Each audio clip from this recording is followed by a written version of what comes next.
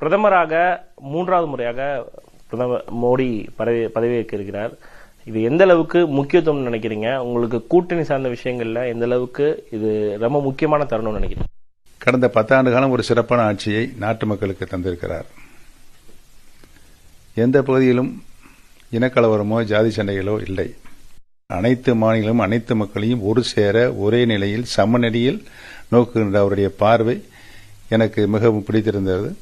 அதேபோல அரசியல் நோக்கர்களும் அவ்வாறே எண்ணியிருந்தார்கள். நீங்க தமிழ்நாடு முன்னாள் முதலமைச்சர், தற்போதும் சட்டமன்ற உறுப்பினர் இருக்கீங்க.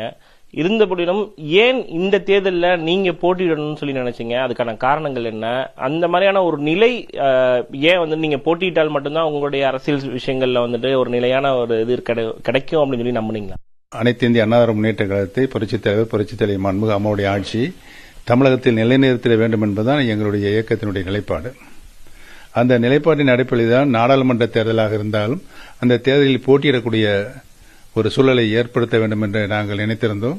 அதிகமான எண்ணிக்கையில் நின்றிருக்கலாம். ஆனால் பரிச்சாத்தமாக ஒரு தொகுதியில் நம்முடைய பலத்தை காமிப்போம் என்ற நிலைதான் ஒரு தொகுதியில் நாங்கள் தேர்ந்தெடுத்து நின்றோம். அதிலும் நானே அந்த களத்தில் நிற்க வேண்டிய ஒரு சூழ்நிலை ஏற்படுத்தினோம்.